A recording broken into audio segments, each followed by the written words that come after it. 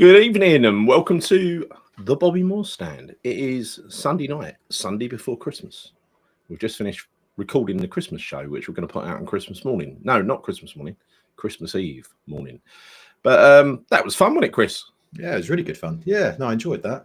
Very, I don't want to say too much, but there's some nice bits of nostalgia in there as well. So no, it was a thoroughly enjoyable conversation. I'll show you my hats that I wore. It's the David Sullivan hat. And there's the Christmas hat, obviously. Right? So,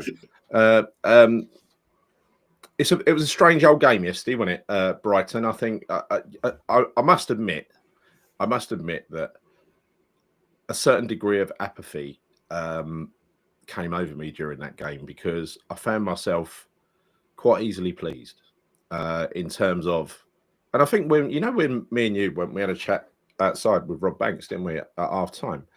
And all three of us, without prompting, said the same thing. And that was, well, it's a bit more organised defensively. That's literally the positive that I think we took out of the game yesterday. And even that got torn to pieces at the end of the game, didn't it? When he switched to a back three and tried to cling on for dear life. So it was like, with every positive, there's a negative. And the big negative was clearly we've got so much talent up the front end of the pitch. When you're looking at Kudus, worth circa 100 million, that's how much we're trying to sell him for. You look at Bowen, playing well, got to be worth a fortune, even though we wouldn't dream of selling him. Somerville, best player in Championship. Lucas Paqueta, until he did this thing, or maybe didn't, he was worth 80 million. We've got so much talent. And yet, literally, we created one decent goal scoring chance yesterday. Yeah. And I think that is where we're at the moment. The guy don't have a clue how to create chances using the wonderful assets that he has at his disposal. And I include Fulkrug in that little list as well, because to all intents and purposes, Fulkrug did bugger all yesterday. He did nothing. But when you look at the stats, and this is where I left the ground feeling a bit, not really angry. It was all right, but then I got home and I watched the game back. And that's where I got a little bit peeved because he made some dumbass decisions there. But the biggest dumbass decision he made, in my view, was to go long ball. We played 70 long balls in that game yesterday. Oh, wow. Okay. I'm not surprised. I know we did play quite a few.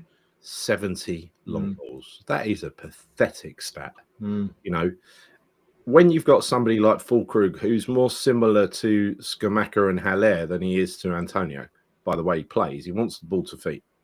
He doesn't want the ball in the air when he's got Dunk and the other giant challenging him. He's not going to win any headers, and he didn't. He didn't win any headers, not that I saw. It was a really, really poor performance from him. Pretty much the same performance as we got against Bournemouth. But again, this is just, we're just seeing the same. We're seeing history repeat itself with these, aren't we? With Fulkrug? I think so. I think with Fulkrug, yeah. I mean, just to kind of go back a little bit here, because obviously you and I spoke at half time, and I don't think neither of us were particularly disappointed, which upon reflection is a sign of the times of where we were at in terms of our expectations of West Ham right now, because conversation we had a little bit earlier on today when we were talking about how we were doing this time 3 years ago as an example, when I think it was Chelsea, Liverpool 3-2 wins, we're playing some good football, and then suddenly the football just tailed off a bit in terms of the start, right? I think certainly over the course of this season, we had high expectations going into the season. Our expectations have been lowered a little bit because we're just seeing this crap football week in, week out. Yeah. And consequently, you kind of come away from that game at halftime, you're like, okay, 0-0 with Brighton. You're just thinking about the result. Because actually Brighton, we know, are a good team, as we spoke about in the pre-match video that we did. So they are a good team, but they weren't particularly good yesterday. But we weren't good either. And you're absolutely correct. I mean, with the players that we've got, we should be playing a much better brand of football, but we're not. And we're hoping every single week that it's going to change, right? I am. And we look on this as a game-by-game kind of thing. But there never seems to be any improvement, Gal. It doesn't. The only thing that you can take out of this over the course of the last few games is, okay, we ain't lost for a few games now. So we're on kind of like this, unbeaten run or whatever you want to call it. But is that good enough? Is that good enough when you look at the level of performance? Well, no, it's not. It's really not. And Fulkrug, you talk about him. yeah, he wasn't very good yesterday. I know that we're playing it long term, and that's not his style of play. I get all that kind of stuff, but he looked to me not overly match fit, which is understandable. No, he Has been out for totally unfit. Yeah, but he's been out for nearly 3 months, 2-3 months, Gary. So you can understand why he's not at the level that we all want him to be at. You can understand that. Chris, I'd understand if he ran out of steam after 40 minutes, 45 minutes, right? But you'd expect to see a bit of a performance until he got tired, wouldn't you? He was feeding off scraps, Gary. But the problem is, right, there was nothing linking our midfield to our attackers yesterday, or our attacker. There was nothing. We were bypassing the midfield, weren't we? We were, and I think this is where we were really lacking yesterday, was that we had no Soler, because actually I think he's probably been one of our better midfield players over the last few games. So he was a big miss for us, in terms of him kind of getting his foot on the ball and linking up play. There was none of that going on yesterday. So actually, I think going into the Southampton game where he's going to be available again, I know Paqueta's out, isn't he, now? Because he's now picked up 5. Yeah. You might see a situation where we got Kudus playing through the middle. I wouldn't be opposed to that idea at all, by the way. If we could play Kudus playing in a 10 and get Somerville back on the left, wouldn't be against that. I just don't think he'll do it. I don't think he'll do it. I think he'd rather play Souček in the number 10 than Kudus. Probably. I can't see it happening, right? I can't see it happening. But I think, again, upon reflection of that game yesterday, I had a bit of think about this, and I don't know. I'm not happy with it, mate. It's a good point. It is a good point, but it's the level of performance. It's what we're not getting out of our players that's bothering me. Yeah, and it seems to be a continuous thing every single week. I didn't understand some of the substitutions that he made. I like the fact that he put on Ollie Scholes. Great to see, obviously, him coming on. It lifted the crowd, didn't it? It lifted the crowd. Just bringing a kid on lifted the crowd. It did, but I don't know if you noticed, right? You did. You mentioned about going to a back 3, which we obviously changed. We did that against Bournemouth. And again, it kind of invited the pressure on us a little bit more, I thought. Yeah. But when he played the back 3, it was really odd because, okay, we've got the wing-back system going on again.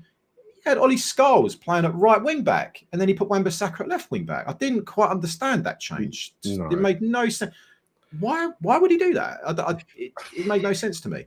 I don't have a clue. I don't have but thank God for Wan-Bissaka, because brave as a lion, he put his body on the line in the dying seconds of that game. He knew he was going to get taken out almost, just below head height by that geezer that was coming in. That hurt, right? That hurt. And another thing that hurt as well was that tackle on Kilman, which we instantly knew was a red card. The guy put his studs up. We knew it. And the referee sort of got his yellow out instantly just to mitigate any follow-up from VAR, I think. Yeah, he was blowing that whistle like crazy yesterday, wasn't he? Crikey, just constantly blowing that whistle. I mean, the Brighton players for me were going down well too easy. Just a little touch, bang, they're on the floor. It was constant, and that annoyed me a bit because the flow of the game, it was just kind of no continuity, right? It was just constantly stop all the time. It's so frustrating to watch. But in terms of level of enjoyment, mate, there was none. There was no level of enjoyment for me out of that game yesterday. Maybe second half we were better in some spells. You had the Alvarez chance, which is a bloody good save, to be fair, to the Brighton keeper. That was a cracking shot. I was literally right behind that. Thought it was going in. But again, the problem for us, as always, it's just we don't really ever look like scoring goals. We don't. The Kudus goal, you could arguably say there's a bit of luck in that. I think Bowen was being quite selfish, and I thought that the chance had gone. When he had those 2 defenders with him, I thought he's going out too wide there. It's going to be too hard. But he got the shot on. Thankfully, Kudus was there to kind of, finish it off with his head. But I couldn't really see many opportunities for us to score. And let's not forget, Brighton had some good chances as well, Gal. That one with the inside of the post, God knows how they didn't score that one. I mean, that was unbelievable. I thought it was in, to be honest with you, from where I was sitting. Well, the less said about the first half, the better anyway. I might as well just wipe past that because it was rubbish, wasn't it? I mean, it was rubbish. It was just, we were standing down the end of our defence, so we could see that the defence looked a little bit more organised, but at the same time, we tried to do them no harm whatsoever in that first half. It was just hump it long, bypass the midfield, and hope that full crew can do something.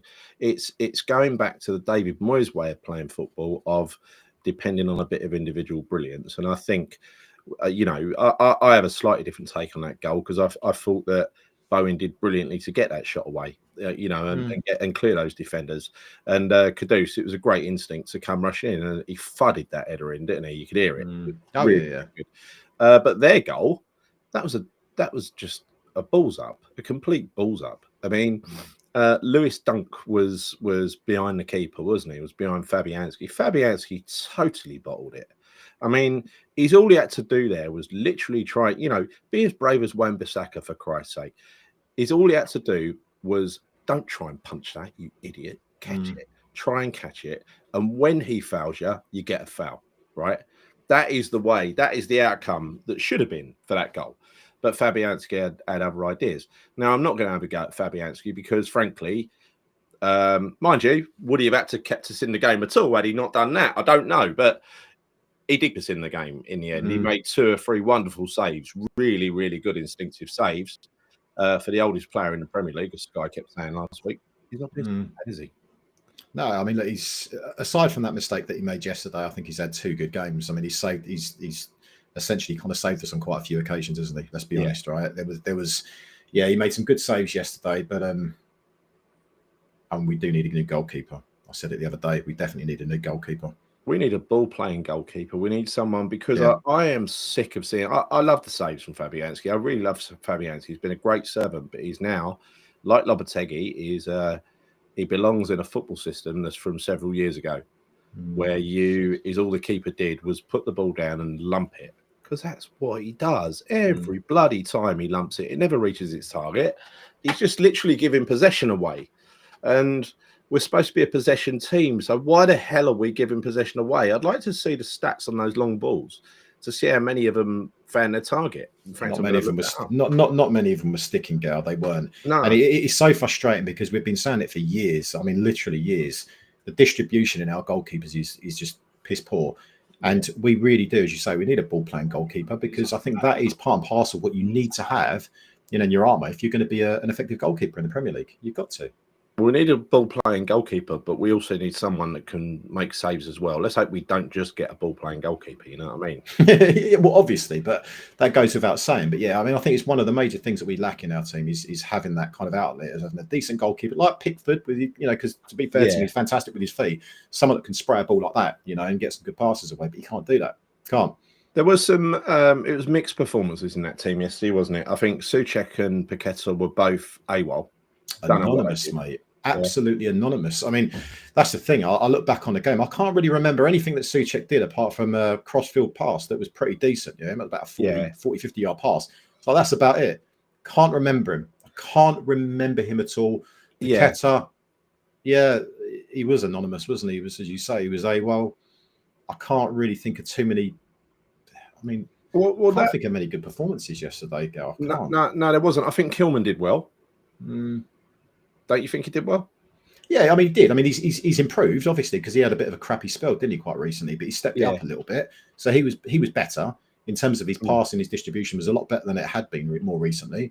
Mavropanos, again, for me, always scares the living daylights out of me. He had one particular moment where he decided to take on a couple of players, lost the ball, and he comes running back. That could have been a goal, right? Those kind of instances, those moments of madness that he has when he just thinks, I'm going to go forward. Just, what are you doing? Just pass the ball, mate. That's not your job. I don't think he's a ball-playing defender. I've not really ever. I mean, when he was playing in Germany, he did used to bomb forward a little bit, but this is a different type of league, right? Different level of football. You can't get away with what he was doing in Germany in the Premier League, and he's clearly not up to it. And he's also been caught out doing that on a few occasions, right? So for me, I don't know what he's thinking. I don't. If you're Mavropanos and you think of the amount of mistakes that he's made this season, you're going to think, do you know what? I'm going to be a bit more cautious. I'm going to do the right thing, the easy thing sometimes. Not go and take on a few players, because that is not what he's good at. But he does it. And it really worries me. And we always say every game, if he plays, do you know, I'm worried here that he's going to make a mistake and we're going to concede a goal, because it invariably happens every time he plays. It does. Yeah. No, I totally agree. I mean, Paqueta got booked after 17 minutes yesterday, didn't he? And I think the three of us, when we were talking outside, that's the other thing that we said. Apart from being a bit more organised, we also said Mavropanos had a mare in that first half. So it was quite good to see Todibo, some forgive and forget stuff, and Todibo come out and start the second half. It's just a pity that Lopetegui then decided to blow his own defence up by going 3 at the back, because they were not all over us, and then they were. They were winning the midfield. They were definitely winning the midfield battle. I think Mitoma was causing some problems, but I think he went off, didn't he, towards the in the second half at one point. I thought he was very good, actually, Mitoma. It was, yeah. João Pedro, he didn't really cause us as many problems as I thought he would, but he just kept falling over all the time and getting free kicks. Don't know if that's their tactic, whatever. But no, I mean, yeah, for me, it was just kind of inviting the pressure on a little bit when we reverted to that 3 at the back. But again, I just don't understand if there's some kind of like explanation or logic behind why he would have. Not that it had a massive problem, by the way, because it didn't. But why would you play Ollie Scholes at right wing back and play Wan-Bissaka at left wing back? That I don't. It's things like that I just don't understand. Like it really puzzles me sometimes. You know what I mean? Let's say presumably it's got to be a tactical decision, but for what reason? You know what I mean? Like I don't know. It's weird, isn't it? Really, really odd. I don't know. But he's got to not only he's got to stop using Scholes just to facilitate a 5 at the back, because when he does that, Scholes is going to have a bastard time, isn't he? Like he did really have a torrid time from those Brighton players. They were, I mean, all the pacey players were brought on, and they were opening us up at will. There was that point blank chance that the guy made where the ball flashed across goal. Do you remember it? Yeah, I do remember that. Yeah, it's just, oh wow. And then we see Rodriguez come on, the one you don't want to see. I just don't see the point. Didn't see the point. I think that one you're referring to, Gal, that one where it flashed across goal. Were you talking about the one in the first half? I think second half. Second half. Okay, so there was one in the first half similarly, and I think it was they played in the cross and Dunk was at the far post, and there was no one with him. No one with him at all. He's the tallest player on the pitch. Why are you letting him go? I didn't quite understand that. He played it across goal. They could have scored from that. They didn't, thankfully. I think the problem I've got is when you look at where we've got our points from, we're in 20 points. We're a safety zone, right? Safety zone. 20 points from 17 games. We're all right. We're not going down. We're going to be all right, and that's all that Sullivan looks at. He don't care how we do it, just as long as we do it. And when you look at where those 20 points have come from, you got to say there's been a lot of luck involved in most of those points. I mean, yesterday, luck. Monday against Bournemouth, you know, all those shots that they had. I wouldn't say it was luck because I thought we put in a dogged performance damn sight better to play, but it was, you know, there was a degree of luck involved in that. You know, you look at the Man United game that we won. We should never have won that game. No. You know, no. I know. Yeah, I agree with you. I think they've been very lucky most of the points that we've accumulated this season. Yeah, and I don't think there's been any games where you could say, do you know, we were unlucky there. We should have got points from. No. So I think it's an absolutely fair reflection of where we should be. We actually probably should be a bit lower than where we are right now.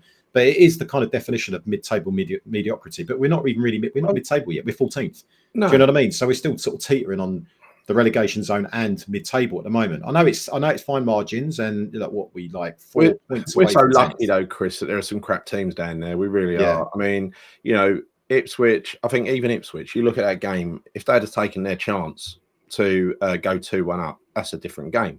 Yeah. But they didn't take it. They were charitable. We can say all this stuff though, Gab, but like, in every game, it doesn't matter. There's always going to be an element of luck, right? When you accumulate points and you accumulate wins and draws, there's always going to be a bit of luck. So I think sometimes you've got to say, I mean, Ipswich, we thoroughly deserved to win that game. Regardless, it was 4-1, right? So, but I do think you're right. I mean, there's been too many performances this season where it's just unconvincing.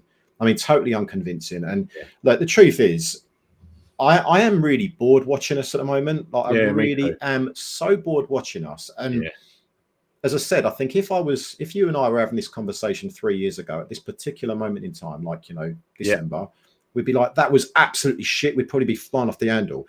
But at the moment, we're kind of accepting it a little bit, which is it's almost like we've been conditioned to kind of, you know, get used to this drab, dire style of football. That's how I kind of feel. I do, but it's just I'm not accepting it. I mean, what I'm thinking at the moment is, do I want to go and see us get mullered against Liverpool next Sunday? Because I might just sell my tickets back to the club. You know what I mean? No, why put yourself through that? We know what's coming. Well, you know, I mean, my boy turned around to me and said, you know, maybe that's exactly the sort of game where, you know, we'll lose to Southampton, we beat Liverpool. And you could say that's classical West Ham, but I can't see that happening either. That's West Ham thinking from Fred there. Yeah, it is, because that's the kind of team that we typically are. Hence the reason why I pulled out a silly prediction. I said, oh, yeah, we'll go and beat Brighton 3-1. I just said it because I know what West Ham are like. You know, no one would have predicted us to have beat Newcastle away 2-0. Everyone was expecting a loss. No one was even expecting a draw. And, I wasn't expecting anything out of that game. We won 2-0. So when we played Brighton, obviously we played Brighton at the weekend, I'm thinking, all right, do you know what? Maybe it's going to be one of those games where we get a bit of luck, we win 3-1. Put it out there. But the truth is we are that type of team. But I also feel that one thing that you can guarantee with West Ham every single week is that it's a very boring, passive style of football. There's just no attacking threat whatsoever. We look absolutely impotent up front right now. And it goes back to what we've said for so many years now. 3 years on the spin, we've needed a striker. But we never seem to get that elusive striker that can do it. Bloody striker, don't we? Yeah, we are. This is just happening so often now, where we spend big money. I mean, why do we? I don't know why we spent 27 million. It's well overpriced on full crew for a start. Massively He's the same profile as Haller and Skamaka. Hmm. Do we never learn? Do we love wasting money? I've got what the bloody hell Tim Stighton was doing with that signing. I do wonder whether we actually paid that much for him, because typically most of our transfers, fees are undisclosed, right? So I don't know how much of that is factually true. Maybe a lot of that is based on goals that he's going to score that gets us to that. I don't know. But yeah, it is puzzling. But again, I know that a lot of people are writing Füllkrug off, and I'm not convinced by him at all yet. Of course, I'm not convinced, but I'm not going to write him off, because I do also have to look at it objectively and think he's been out for 3 months. 3 months. It takes a lot out of a player to get back into that vein of match fitness. Do you know what I mean? To become effective in games. It does. But what you expect to see is a lesser version of the same player when they're not fit.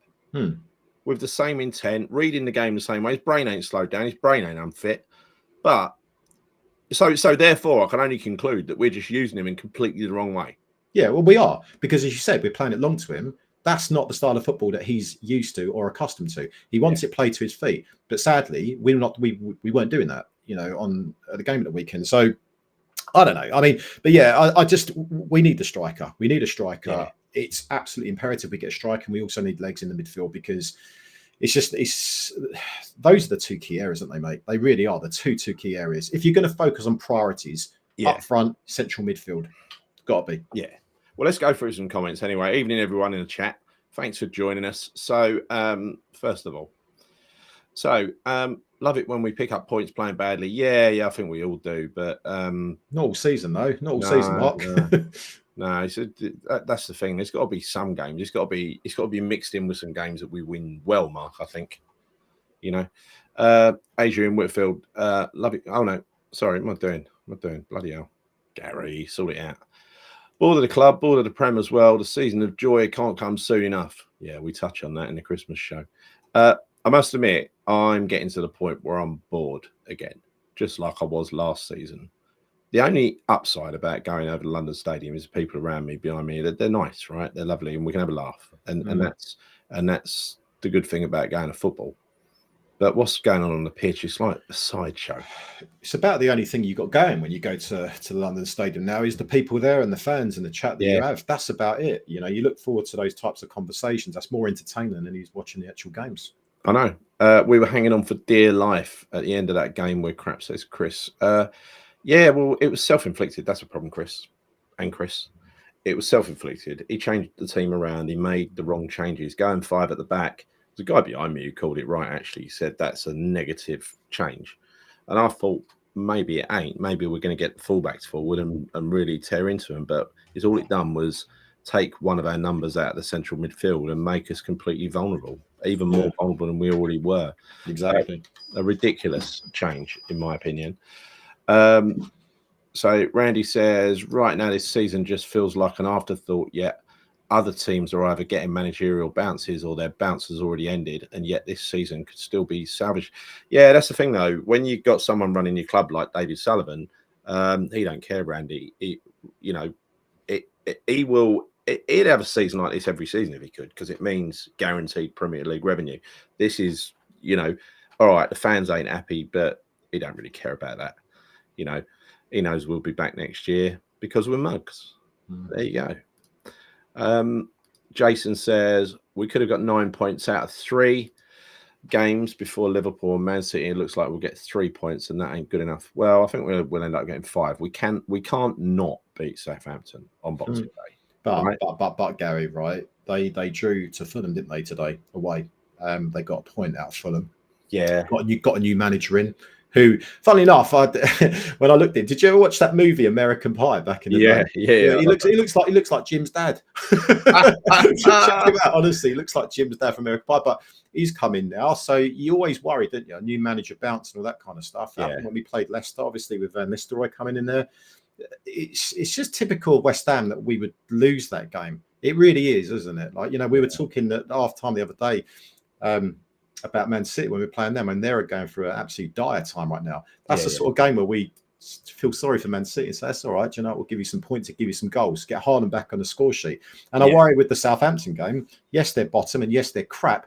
But with a new manager and all this kind of stuff, playing away from home, I don't know. Well, it does actually concern me. A lot of people are saying, "Oh yeah, we should be turning them over 3-4-0." Yeah, we should. But I don't think that's going to happen. I don't. No. I mean, I'll be happy with a 1-0, 2-0 win. I mean, yeah, we should be thumping them really with the quality of players we've got. Well, unless we play the bloody style of football we are at the moment. Yeah. Long ball up to Fulkrug. We're not going to get much joy out of that, are we? The likes of Finn Dowds is going to bang up for that game as well. Of course he will be. Of course he will be. So Dougie says, Randy, it says to Randy, but I like the point anyway. Lucky there are 3 teams worse than us. All points are greatly received. Looks like Loppy will be here till the end of the season. Yeah, it really does. It really does. Because that is how Sullivan operates. He's perfectly happy with this. Garino says, no idea how that fella didn't get red for that challenge. VAR really is pathetic. VAR, that is dereliction of duty, what they did there, because you've got to, I mean, you watch the replay, it's even worse than it was in real time. And in real time, we knew it was a red. You could see how high he was, right? And also, someone like Kilman does not go down easily. He's not built like that, No. You could see he was hurt after that one. Yeah, lucky challenge. He clearly caught him on the, lucky he's got good, strong shin pads, and lucky he caught him on that side, because otherwise it would have broken his leg, right? It would have, without a doubt. Disgusting. Surely it should be some retrospective punishment for that. Are they going to leave it because it's us? I don't know. We've got no pace or power in midfield. No. And this is, when we're talking about the transfer window, this is our only hope to salvage something nice from this season, is that we get somebody like Fofana. Oh, go and get Fofana, for Christ's sake. That is exactly the profile of player we need in midfield. Somebody who is, box to box, high energy, somebody who can inject that little bit of pace and guile into the midfield, coupled with a striker, a proper striker. I think there's going to be a lot happening in the transfer window. When you look at Todibo, apparently wants to go. I don't think we can let him go. We haven't even bought him yet. Let me stop you there, Gal. Let me stop you, right? So there was a thing out on social media today. Someone put something on his Instagram and said, "Oh, please don't leave us." And Todibo replied and said, "No, I'm not." He goes, "I'm not leaving West Ham or something or other." He goes, "West Ham are massive. Don't believe anything that you hear in social media." It's nice to hear those things, and sometimes maybe puts a bit of context around the fact that a lot of the stuff that we do here potentially could be a lot of it a load of nonsense. Yeah, I'm quite pleased about that, because, well, no, the stuff about Fulkrug ain't nonsense, because he keeps saying stupid things to the press, to the German press. Right? Yeah, but again, you can misinterpret that based on when you're trying to translate what he's actually said and how it's come across. Oh yeah, you could do, and you could be selective with what you quote as well. But Rodriguez as well, saying that he made a mistake coming here. And there are other players that we fucking bringing him, didn't we? Yeah. Well, there are other players that we want to just recover the signing on fee that we paid for him, which was about million. That's 3 mil, wasn't it? 3 mil, was it? Something like that. Yeah. Agents fee, signing on fee. I think it was about 3 million. Yeah. So we definitely need to get that money back, because he hasn't given us value for money, is he, by any stretch? And there was rumours as well that we're going to sign Soler permanently, which I wouldn't be against. I think I'll be happy with that. I think he's a good player, and he's proven that in the last few games he's played, and he proved it yesterday by not playing, because you could see that we missed him. Yeah, no, you're right. So Dave Walker says, this is the first time in my long association with West Ham that I can sit and watch and feel nothing. And that's reason. Yeah, that's kind of how I felt yesterday. That's why I'm not angry, because it ain't making me angry. And that's why, people, it's like we got a lot of criticism from various people around the last show we did after Bournemouth. And it ain't, what Damien keeps saying, he's repeating himself again tonight in the chat about settling for mediocrity. No, it ain't. It's just that if something ain't entertaining you, you lose interest in it. That's all it is. And when you really start to think about it, that's when it winds you up. That's when it starts to get to you, because you think, how did it get to here? Do you know, Gary? Do you know, on that point, right? So when you say settling for mediocrity, there's no way we're settling for it, and we're not happy with it. No, I think what happens when you go to every single game like we do, right? you almost become conditioned, right? Subconsciously, you become conditioned to kind of getting so used to that football that it's numbing, like to that comment. You don't really feel anything, right? So you watch it, like, so even the slightest positive thing that you might see in a game, sometimes you might, oh yeah, that was good. Do you know what I mean? It's really, really weird. Also, Chris, it it's takes the some time to emotions. reflect. Chris, it's the emotions of going to a live game. So yesterday you had that.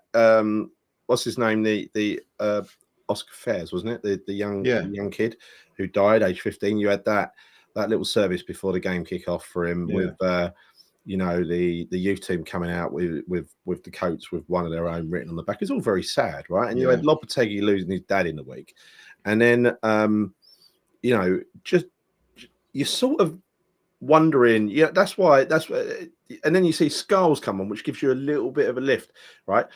There's sort of little things that make you think, well, maybe now ain't the time to be getting really, really angry and going bright red and screaming and shouting, right? And that's what it kind of plays with your mood a little bit inside the ground, doesn't it? That's what I'm saying. It doesn't, I didn't start from a point where I was going to see a little bit of crappy football and get really upset about it. And so I didn't end at that point either. It's just the way I'm built. But it ain't, it is crap. I ain't denying it. It is crap. Yeah, it's not a good. It's not a good watch. It's not a good watch. But going back to one of your points, right, about signing, say, Fofana in midfield would be amazing for us. I think he's exactly the type of midfielder that we would need. But here kind of lies the problem for me, right? If you look at this and you look at where we are right now with the points accumulated that we've got, so we're on what? We're on 20 points right now. So we're basically what? We are 6 points above Leicester, who sit in 17th position, just above the relegation zone. So we expect to beat Southampton. So let's say worst case we don't. Right? Let's say we just get 21 points, and say we lose against City and Liverpool. We can see ourselves in a very similar position to Leicester, like 17th position. Yeah. So if you're someone like Fofana and it's coming into January transfer window, are you really thinking, I want to join West Ham, right? Because you've got to be looking at where we are in the table is going to be indicative of whether or not a player will want to join us. And it's going to take someone with balls to say, do you know what, I fancy that. Because if you look at the way we play football, all of the things that are going on with our team, you're not really going to be overly enthralled to think, of course I want to join West Ham. You wouldn't be. You should be, because I think we are a very attractive club, right? London, this, that, and the other. We've got some good players. But when you look at how we're performing, if from the outside in, you're thinking, I definitely want to join West Ham. Oh, listen, in 2 minds, mate. Listen, if we lose to Southampton, like you're saying that we might, I still can't. You don't know, do you? You don't know. No, you don't. It's Boxing Day after all, and then we will be absolutely embarrassed by Liverpool. Look what they've just done to Spurs. It makes me. I just don't want to go to that game now. And then Man City, who will bounce back against us, they will. So we're going to concede so many goals in the next few games. So imagine we lose those three. Imagine we lose to Southampton somehow, and then we get trounced twice by an out of form Man City and the good Liverpool. Yeah. And then we've got to play. Then it will be down to the stories in the media. Then will be, last chance saloon against Fulham and Palace, right? Yeah. And then he'll probably get 3 points out of that, and he's safe again for another 3 games. We know the way it works. It's not going to change. I don't see it changing, and I don't, as you said, and some people in the chat have already said, there's 3 worst teams in the Premier League. So actually, I don't ever see us going down. I don't. No. I think we will always accumulate enough points to stay up, but I don't think it's. I can see Lopetegui now staying. I was convinced that he was going to go. Me too. 3-4 weeks ago. Yeah. Can't see him going right now. I think he's here till the end of the season. Unless something disastrous happens. Unless we lose like the next 5 games on a bounce, then he's gone. But I don't think that's going to happen. I think we'll get enough for him to always just be about safe enough to keep his job. Somehow got some results that were unlikely, like winning at home to Wolves. Had Wolves been even 10% better, we wouldn't have beaten Wolves. Had that team yesterday had Brighton been better at finishing, we wouldn't have beaten Brighton, because you give those chances to a good side like Arsenal, like Liverpool, Man City, they're going in the back of the net. Fabianski ain't saving them, right? Yeah. They give the fact they've given him a chance to save them is speaks of their bad finishing. The one thing I will say is that Evan Ferguson is an enormous lump, and I wouldn't mind him coming in January. Yeah, we said it the other day. It'd be a good signing for us. But again, he's another player that needs to get fit again, because he's been out injured for a while. Yeah, we want someone that's good to go. Do you know what I mean? Not someone that's going to have to warm up for a little while. Before we need someone that's going to have a bit of an instant impact. In truth, that's going to. We do. Yeah. That's the only way the season's going to become interesting, though, is if we have a good transfer window and we've got something to watch again, something to get excited about. So Dougie says we have players that don't look like they want to be here. The German striker. Well, the German striker, Füllkrug, I don't know. I don't know whether he's. I mean, surely he's better than what we're seeing. That's what I'm saying. And we know about the other players who don't want to be there. I mean, I think Caduce's playing for a move at the moment. He tried really hard yesterday. I think Alvarez played well yesterday. I think he's playing for a move as well, because these are the rumoured ones, right? Füllkrug, Kudus, Alvarez, Todibo, Chris ruled that out, so we'll forget him. I don't think we can sell him anyway because we haven't even bought him yet. We owe 40 million on him. And the other one's Rodriguez. So there's going to be no matter how you look at it, how you dice and splice it, there's going to be quite a lot of movement in this transfer window. And Tim Stein needs to correct that error and find a new home for Füllkrug. He genuinely does. Yeah. So I think it's better. I haven't seen the lack of commitment that Dougie just mentioned, to be honest. I think I've seen some poor play, but I think just lately we've actually seen quite a committed team, don't you think? Yeah, look, well, yeah, definitely. And I know Alvarez came in for a lot of stick, obviously, after those, when he got his red card and yellow cards, red cards, and what have you. But for me, he's been actually pretty decent. I thought he was good yesterday. He's probably one of our better players, in truth. He's definitely shown a lot more desire and heart than a lot of our other players are. I don't think he's playing for a move, Gal. I'm going to disagree with you on it. I don't think he is. I think he's actually playing for the shirt, in my opinion. I hope so. I think Kudus. Yeah, I think Kudus on the other end, there may be some element of truth in that. But will he go in January? Who's going to shell out the kind of money that we want for him right now? Who's got that kind of money? Well, I don't know the answer to that. He's one of the title chasers. They're the only ones that can afford him. This comment from Colin says, gentlemen, it's imperative we get a pacey, young, dynamic striker and also need two midfielders, centre-back, left-back, but maybe fill two positions in January. What I'm thinking myself is a keeper, a sweeper keeper, someone that doesn't hoof the ball long every time he gets it. We don't need a centre-back because we've got like three, unless you can trade Mavropanos, because you will, funny enough, get a good price for Mavropanos because his stats are actually not bad for a Premier League player.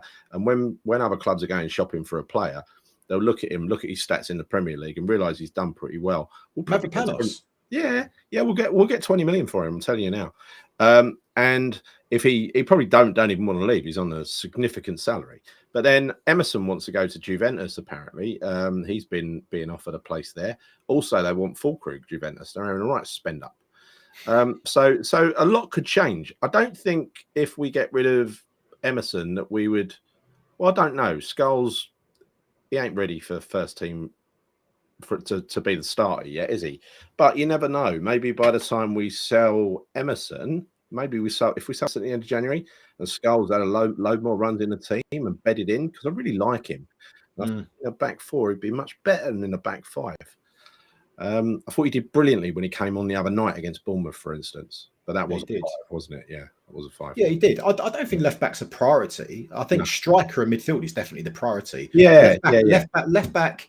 I'd say centre back is more of a priority than left back, because we've only actually got two in Todibo and Kilman, because Mavropanos is not good enough for me even as a backup. So I'd much rather get someone else in there at centre back. So it's basically straight down the spine of the team. You're talking goalkeeper, centre back, central midfielder, and striker. It's spine. We look at I'm on board with that. Minimum is the attacking, is the mid, not the attacking midfielder, the pacey, strong, dynamic, energetic midfielder, and the same template for the striker, but got to be a big lump. Yeah, someone that's really working their backside off up front. Running into the channels. We need that type of striker again to create space, but we don't need just kind of a bit of a lump up front. Style of football's long gone, really. Let's be honest. But it ain't because that's the style of football we're playing, right? Which is what I'm saying. It's long gone because we shouldn't be playing that style of football. We need to adapt to having someone like John Duran or someone who's got a bit of pace and can finish, right? That's what we need. But we don't have that. Those strikers are few and far between, unfortunately. If you want a player like that, you've got to spend a lot of money. And will we go out and spend 50, 60, 70 million on a player? I don't see that happening. Not unless we sell Kudus or getting some money. But again, it goes back to the point of what I said just before. Who is going to want to join West Ham right now? If you are a real young, up-and-coming striker, okay, in Europe right now that is doing the business, you're going to want to join West Ham if, hypothetically, we're, I don't know, 16th, 17th in the league. It ain't just that. Are you going to want to join West Ham to play the brand of football that we're playing? Exactly. Well, we know it's a rhetorical question because we know the answer to this stuff, right? We know.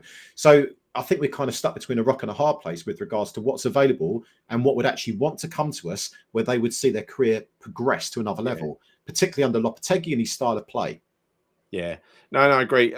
So this Garino says wrong sub bringing in Skulls in hindsight, as he had it tough. Yeah, he did. Better bringing on Sue Fowl and moving AWB across and bringing on, which I thought was the default thing until we did it against Bournemouth the other night. I wasn't against Skulls bringing. I'm always in favour of a youngster coming on, and I thought he did all right. He didn't do brilliantly, but he did all right. A lot of the attacks were coming down the other side, to be fair, but he did get turned inside out a few times when it was like a 2-on-1 situation.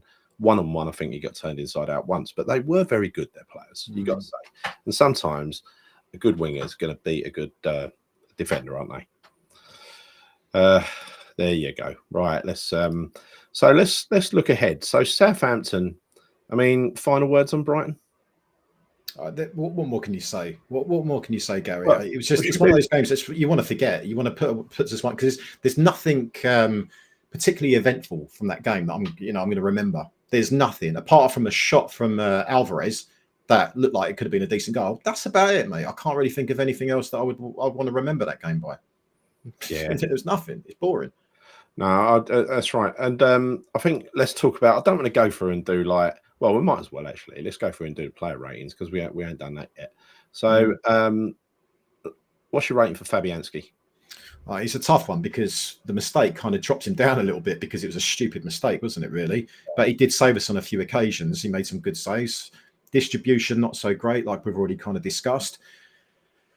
I'll give him a 6. I reckon. I think a 6 on the basis of he made a few good saves, as I said, but he did make that mistake. Distribution's pretty poor. I think a 6 has probably been fair. What about you?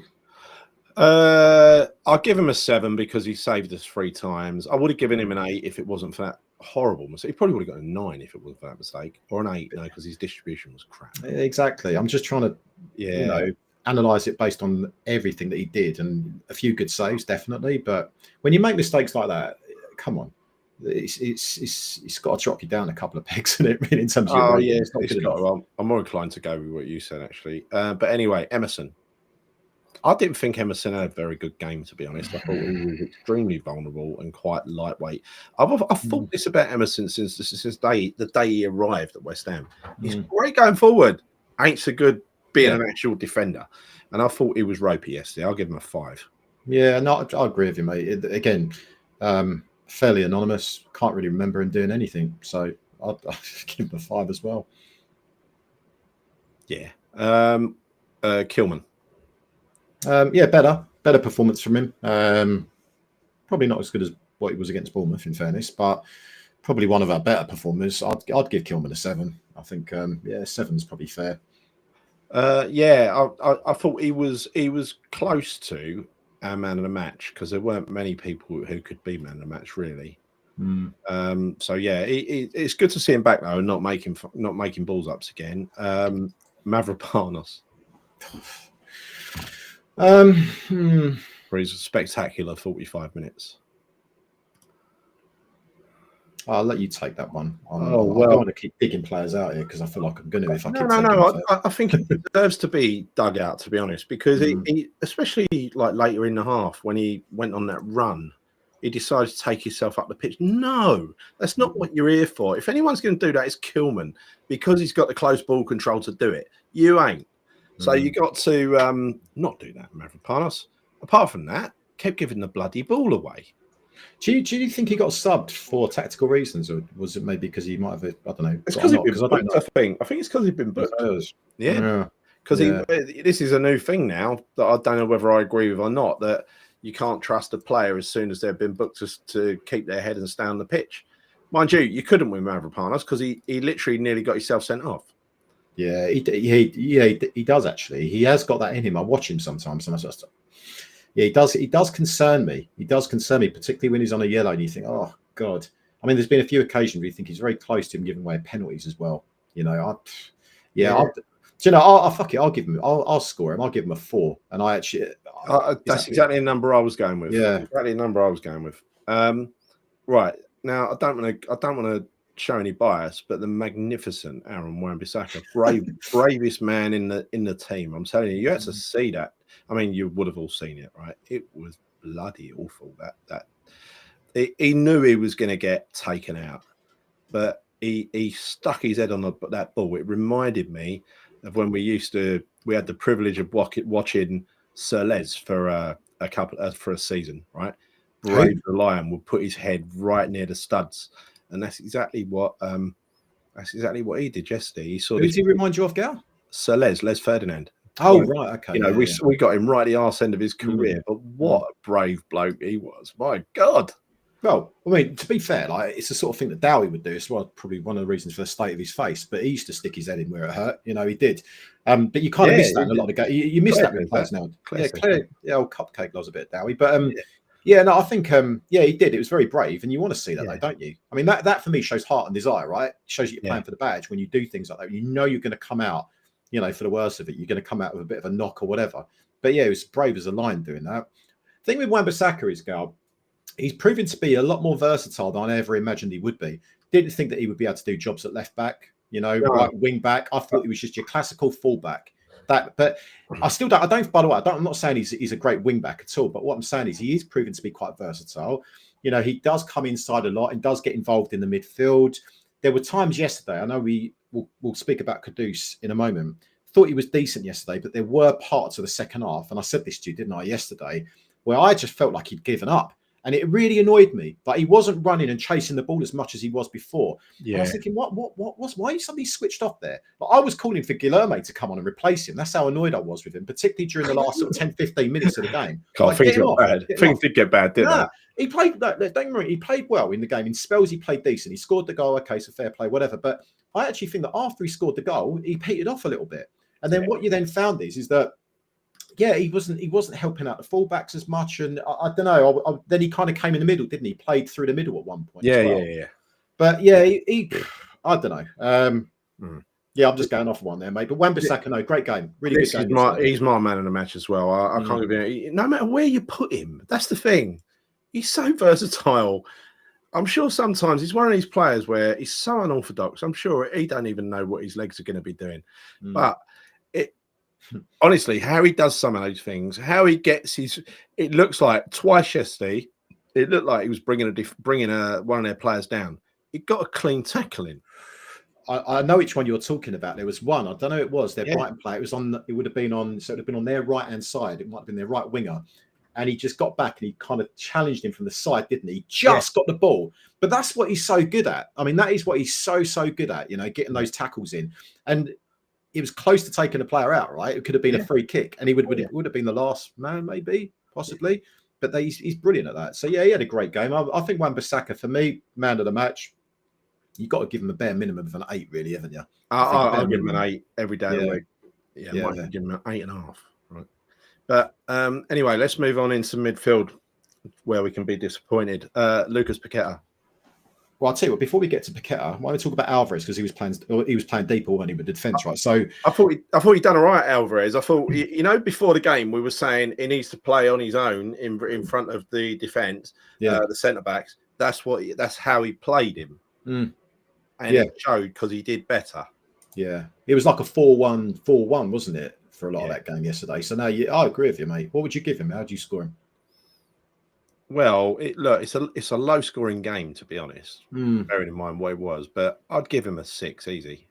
I'd give him more than that. Yeah, purely because only because I'm seeing more desire and heart from him than I have in recent games. Definitely, he ain't trying to get himself sent off either. No, he seems to be a little bit more disciplined. Dare I say it? I think he'll always have it in his locker where he will pick up cards. That's just the type of player that he is, right? But I also think that he is showing to me that he cares. Yeah. I am seeing it. And sometimes the things that you don't see when you're watching a game on TV is the work they're doing off the ball. And I was watching him yesterday because I was really interested to see what is he actually doing when he hasn't got that ball. And he was involved a lot, you know, off the ball. His work off the ball was very good. So I think for that alone and the fact that he's shown that desire, I would give him a 7. Yeah, I would definitely 7. Good call. All right. Very briefly, Souček, I thought was anonymous. I'll give him a 5, a 4, 5. Yeah. Yeah, that's fair. And again, there's nothing really more to talk about. Anonymous is probably the key word. Yeah. I'll give him a 5 for his crossfield pass. Apart from that, if he didn't do that, I'll give him a 4. That's been well kind. That's been really kind. That led to the goal, so it's an important pass. Paqueta? Similar to Souček, mate. Right? Yeah, 5. It's like 5s all round. I don't blame him entirely because the tactics were to bypass them. Well, I mean, no, to be fair, they were aiming for Souček with those long balls quite a lot. He didn't get many of them. Yeah, but our midfield got owned yesterday, the Gal. It really did. If you look at what they had in the middle, was it? I don't even know how to pronounce his name. Is it Wiffer? Him and Baleba, I think his name was. They were frustrating the hell out of our midfield. No, they're Wiffer and Baleba. Maybe I'm pronouncing the names wrong. I don't know. They were really good. Their wingers were decent, particularly Matoma on the left-hand side. He had a really good game. He was causing us all kinds of problems. Do you see that? I don't know. I think I spoke to you about it half time, but that touch that he had when that ball, there was a cross-ball pass to him. Yeah. And that was coming at pace. The way he just took that down, was just, that was like class. I was like, wow. He was a good player. Good player he is. I agree. Yeah. Right, the front boys. So let's start with a star, Nicholas Fulkrug. I feel bad giving him a 4 because he's feeding off scrap scale. We're not using him the way we should be using him. He is not match fit yet, but regardless of all that stuff, he's got a West Ham shirt. He's playing a game, right? Fuck it. I'll give him a 4. There's nothing to write him about with him, is there really, after that performance? 9 from Bodger for Souček. Well done, mate. Yeah, no, I'll go with that. So the 2 players who did have an impact. First of all, Bowen.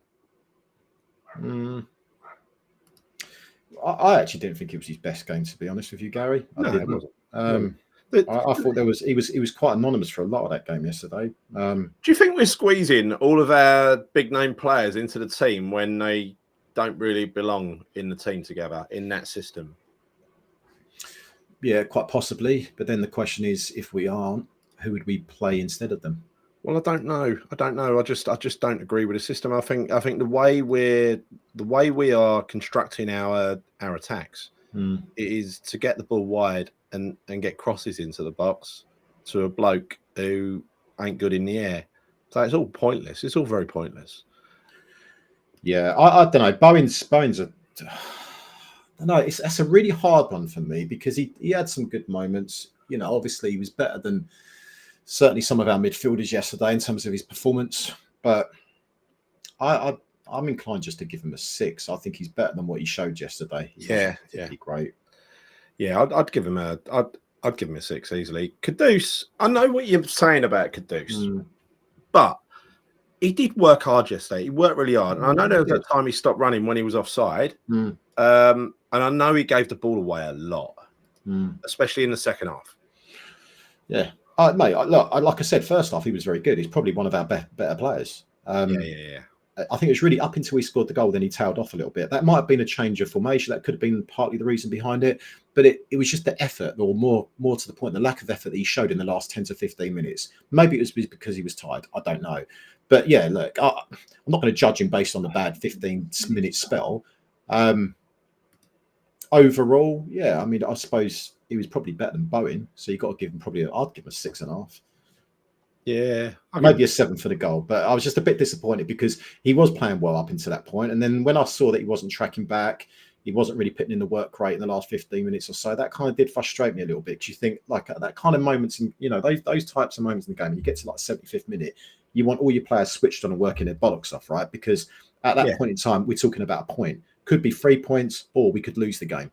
So you want everyone working, and for me, it just felt like his work rate dropped a little bit in that last 15 minutes. I was keeping a close eye on him as well, Gal, because I like watching him as a player. I always want to see what he's doing. And you know what? He did work hard. You're absolutely right first up. It's just that last part of the game annoyed me a little bit. But maybe I'm being a bit pedantic and picky on him. I don't know. But I'd give him, say, a 6.5. 6.5, maybe 7. I think he ran himself into the ground that first half. He would chasing back to defend, wasn't he? Quite a lot. Yeah, he did. Absolutely. But it was, like I say, that spell in the second half, which was frustrating me a little bit. because you know, look, he's as fit as any player out there on the pitch. You know, he weren't. I don't think he was running on empty, mate. I don't think he's that type of player. I'm not gonna give him 6.5. I think that's a bit mean. I'm gonna give him 6 8/15. That's fair. Is that for the goal? Yeah, fair slightly play. over 6.5. You know, I think it's a fair reflection. Yeah.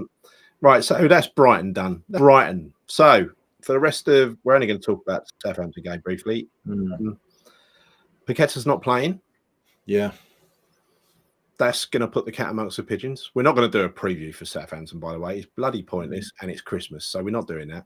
But we're going to have a few days off to do Christmas. So I don't know what he does for this. I suspect he brings Soler back into the team, so that means that Souček, by the default of my logic, will replace Paqueta. Yeah. Okay. So the rest of the team will be the same. Apart from, you might think twice about Füllkrug, but then if you're going to get anything out of Füllkrug at all, and it is match fitness, or Füllkrug says it is, then firstly, you want him to get matches, and secondly, you want him to play against Southampton, don't you? You do, yeah, absolutely. And I think, he needs that run of games to get into hopefully the level that we want him to be at. I personally want to see Kudus playing a 10 against Southampton. You know, I do. I don't want to see him on the left-hand side. I'd rather Somerville start, but then you've got the dilemma of, okay, so if that's the case, who you drop in midfield? Because Souček realistically will start. I would imagine that Alvarez will also start. He has to. And then you've got Soler, but you kind of want Soler in there as well. Damien makes a good point. Mavropanos got to be dropped. Oh yeah, of course he does. Yeah, that's a no-brainer. As long as Tadebo's fit, then yeah, of course. I mean, but he should be. I'm sure he is. He's played a half, yesterday. So I'm in two minds about Füllkrug, because on the one hand, I think trust your eyes. You know what you're seeing. He looks crap. Seen it twice now. Bournemouth and yesterday, useless. But then you want to judge a man fairly. He's had 3 months off. He had a horrible injury. He's probably trying to take it a little bit easy because of the injury, because it kept coming back apparently. So he probably wants to not really go for it until he's warmed up. And at the same time, the service is getting his crap. But maybe, just maybe, Brighton have always been tough defensively for us to break down. Maybe Southampton will be easier. Yeah. Well, maybe it's always buts and maybes, isn't it? It worries me what with Jim's dad now taking over Southampton, the manager. You never know how that's going to impact. Obviously, they got a good result at Fulham today, so that does concern me a little bit. But I do want to see. There is this. I don't know, in my head, I want to see Kudus playing in a 10. Don't want to see him on the left. I don't know if that's going to happen or not. There's also a part of me, and I don't know whether this is me just being completely silly here, is thinking, what about if Kudus played in a 9, like a false 9? What if he played in that position? He could do, but I think this is more likely where he goes right and Bowen plays up top, because you got to remember, Bowen did a fabulous job playing the striker role against Bournemouth, didn't he? Yeah, he did. He looked good. He did. He's more effective on the right. He is. He's more effective on the right, but then we don't really have much up front at the moment. So you could say, yeah, maybe he should play up front. I don't know. I don't know. I mean, look, Kudus has played as a false 9 anyway. He's played in that position for Ghana. He's never played in that position for us. Maybe he might have done it for short spells in certain games, but that might be a game where he could cause some problems. We've tried other wacky things. Let's be honest. Lopetegui's tried a lot of stupid things right now, so that's not really a silly thing to suggest that maybe we could play him in that position and play Somerville on the left and Bowen on the right. Because if you look at it on the face of it, imagine that. Let's say, for instance, you've got Somerville on the left, Bowen on the right, Kudus playing in, say, a false 9 position, and then just behind him you've got a combination of Soler or Souček swapping, right? Yeah, that to me actually does sound quite dangerous. But on paper you don't win games, do you? That's the thing. You don't do that. But I don't know. I just want to see him play through the middle, actually, as opposed to playing him on the left-hand side. I don't want to see that. I just noticed Mavropanos is suspended. Of course he is. He's suspended. So thank you for that, Randy. Yeah. So Scholes was moved out to the right because they had 2 clear chances down that side. Scholes was way out of his depth.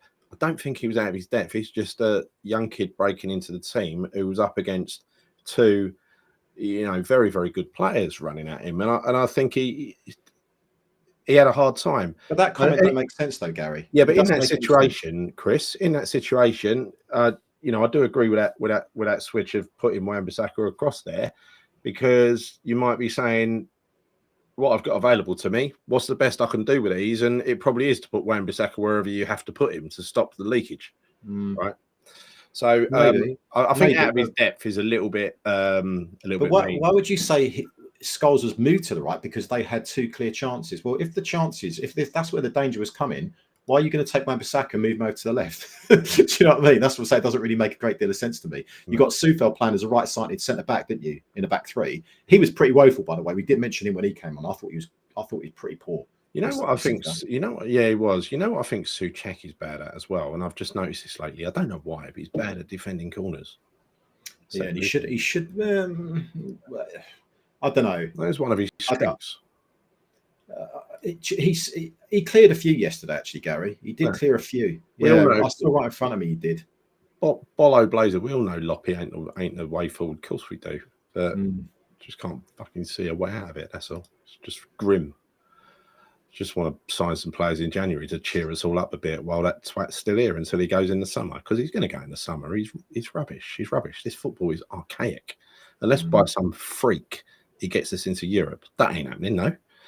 I want to see, mind you never know. He's so bloody lucky. He might plan. I want to see as Cole's plan as a number 9. Who?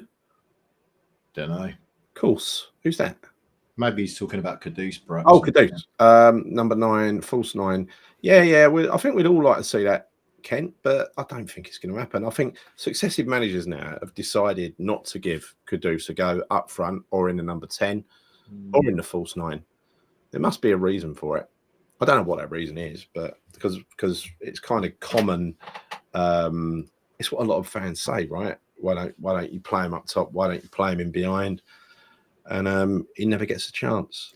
He hasn't, Gary. Yeah. And you're also talking about two managers that arguably didn't seem to have too much of a clue when it came to attacking, like in Moyes and also Lopetegui. So no, you're right. Doesn't necessarily mean that they're right and we're wrong. You know, it's all random, isn't it? It's all a bit random. And you must start Somerville against. I mean, look, Twinkle Toe Somerville made a great little run across the middle of the pitch in the first half, which everyone enjoyed and applauded and everything else. But you've got to say his defending is really, really lacking, and it is a big part of the job. And you look at the work that Kudus was getting through on that side in the first half, that went missing when Scholes came on. That's another reason why Scholes got exposed to start with. So I've sort of seen the weaknesses with him now, with Somerville, and also with Somerville, he never finishes anything. He goes on a lot of promising runs that he starts, but he never finishes them. It all looks very good in a Ben Rama style of way, you know, where all this looks promising. He's taken on one man, he's beaten another one, he sidesteps another, he sidesteps another. Oh, and then he's been crunched and someone's run away with the ball. So much hope, not much delivery.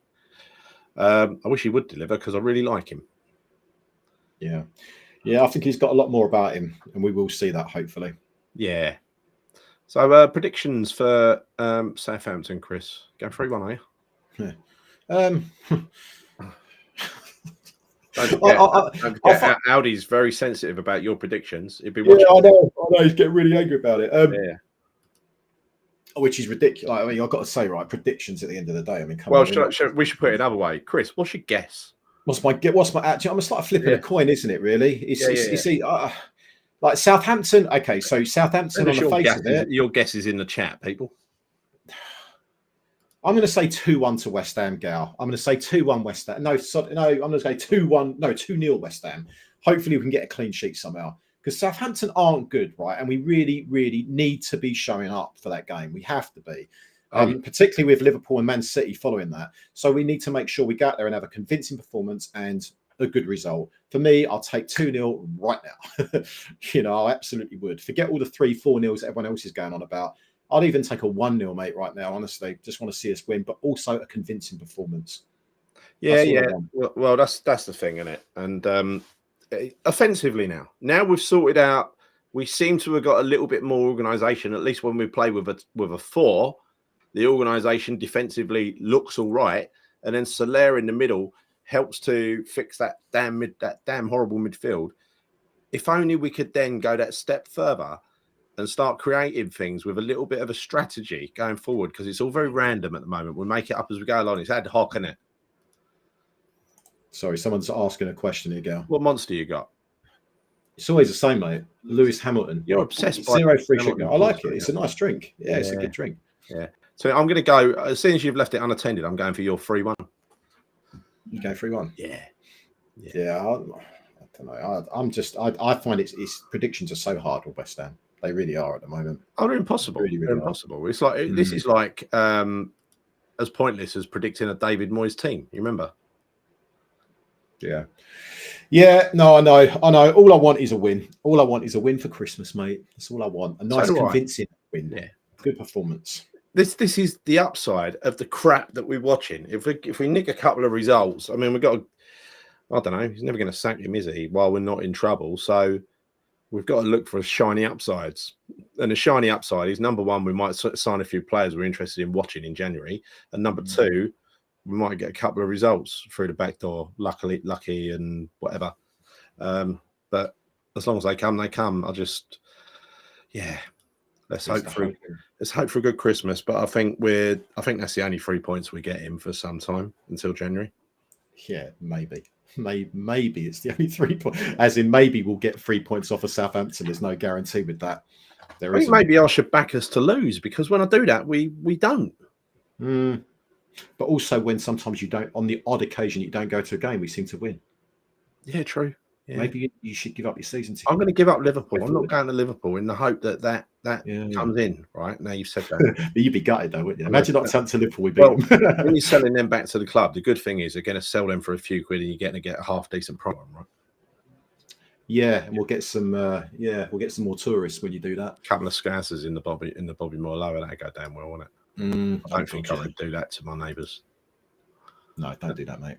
No, I won't. You're going to go to the game, Gaz. As much as you're saying you're not, you're going to go to that game. Let's be honest. I know. I'm in denial, Chris. I mean, I'm trying to convince myself. I'm talking to myself. I'm to myself. It don't happen, mate.